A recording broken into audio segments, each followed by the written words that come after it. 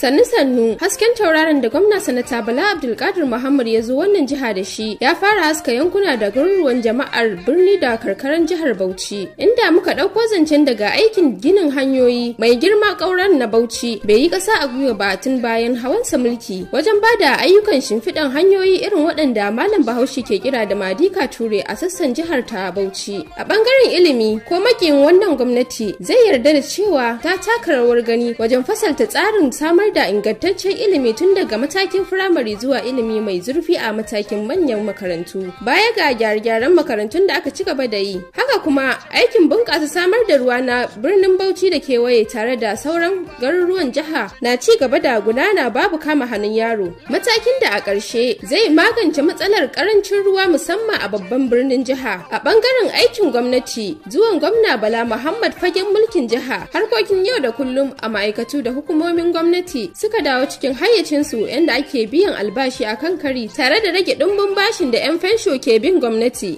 Mun gode Baba Ƙaura, fatan kai ma Allah ya dafa maka. Wannan sako ne daga Lawal Mu'azu mai tallafawa gwamnan jiha kan kafofin yada labarai na zamani.